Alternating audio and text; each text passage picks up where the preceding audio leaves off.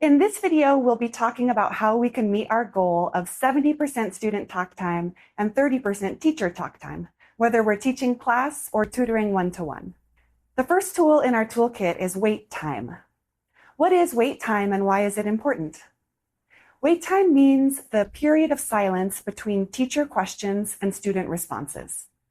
And research shows that in a typical classroom, those periods of silence last less than 1 second.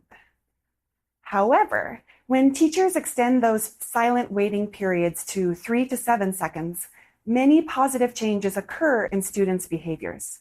When students were given 3 to 7 seconds of undisturbed wait time after a question, more students were able to give longer, more correct answers. How cool is that? We can set students up for success just by being quiet. Why does this work? Well, when we give sufficient wait time, we're allowing students time to process and understand our question, think of their answer, and then formulate their response. In the case of students who are speaking English as an additional language, they're also working to formulate that answer in English. This is a very complex mental processing task. Allowing that period of silence creates space for the hard mental work that students are doing. Wait time is in alignment with the Literacy Connects approach, which I'm sure you remember from Foundations 1. There are 3 components. Wait time is student-centered in that we're setting up students to do the work. Wait time uses a growth mindset in that we believe that students are capable of giving us high-quality answers given enough time and support. And wait time is strengths-based because allowing students time to think shows that we trust that the knowledge we're seeking is in the room. When we use wait time, we give students the time they need to tap into that knowledge. We can use wait time in other ways too. It's also important to use wait time when students are talking. If a student pauses while talking, wait 3 to 7 seconds before jumping in. Show your respect by giving them time to think.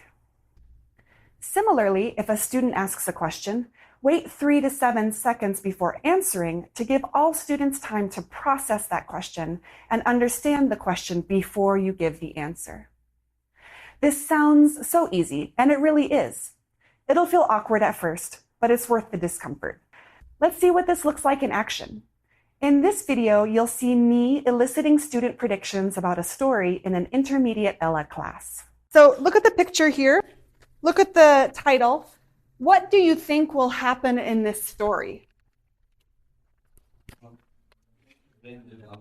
Okay, someone's going to go to the doctor. What else? What might happen? Maybe somebody feels sick.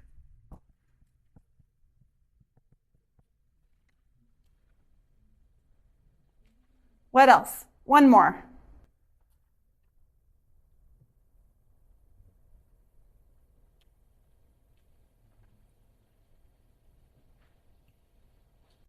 What maybe could happen in this story?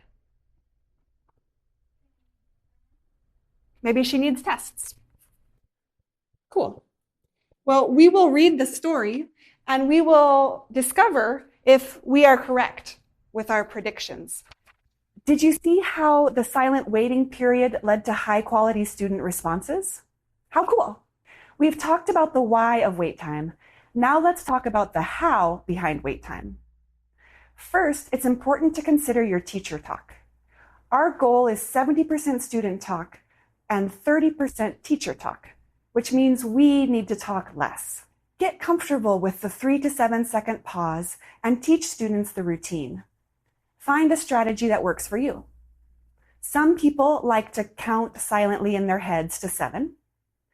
Some people like to model taking a long, deep breath and then eliciting a student answer. That looks like this. It's also important to make sure that your teacher talk is clear and simple, especially when it comes to questions. The research shows that when students were asked confusing questions and given wait time, they were more frustrated, not less. So how do we ask clear questions?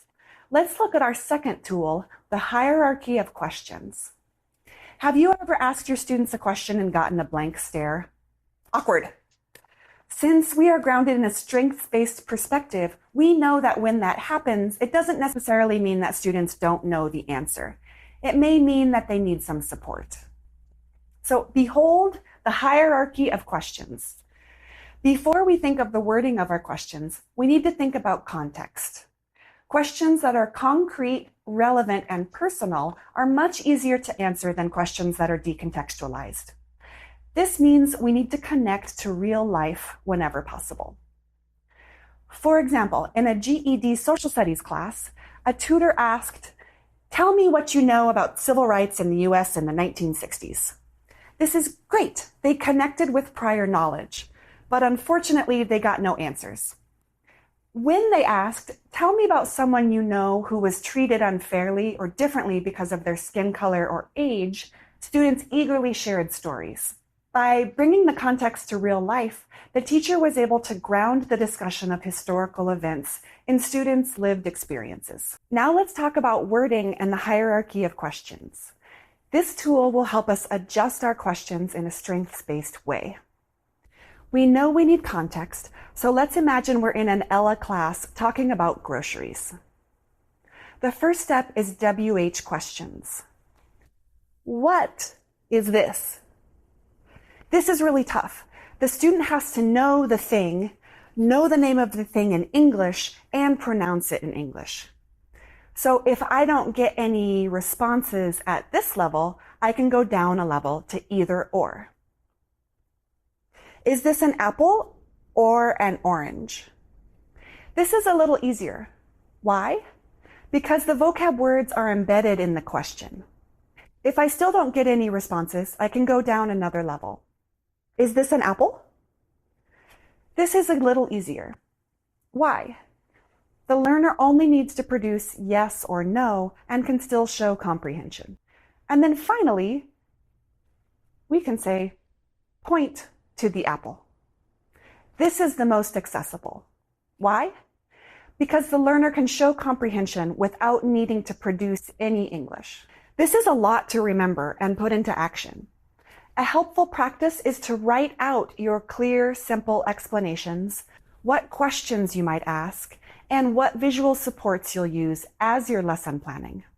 In this example, you'll see Olga and Sydney use both wait time and the hierarchy of questions to support students in a pre-GED math class. I did 2 times 3, and then I added the 1 to it. Okay, and why did you do that? I forgot why. I know you have to do it, but I don't remember why.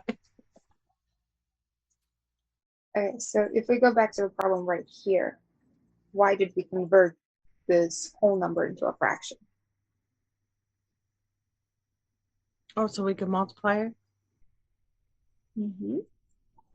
Because when we're multiplying fractions, what does it kind of need to look like in order for us to multiply?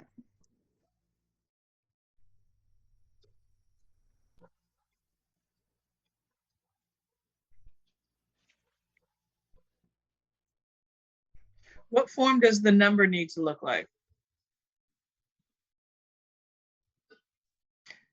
Like a fraction? Yep. Slightly trick question. The wording makes it sound much harder than it actually is. But in order to multiply for fractions, we obviously need them to be fractions, right? Did you see how wait time and the hierarchy of questions help the student get the right answer? So cool. Before assuming that students don't have an answer, use your tools to support them and see what happens. Let's recap those tips. Get comfortable with the 3 to 7 second pause and teach students the routine. Use clear, simple teacher talk and the hierarchy of questions to support student engagement. If you're expecting a particular concept to be difficult for your students, write a clear, simple script for how you'll explain it and what questions you might ask. You can also plan out what visual supports you'll use. This can help you feel confident with the hierarchy of questions when you're in the moment with your students. As always, thanks so much for all that you do with your students, and please don't hesitate to reach out or say hi.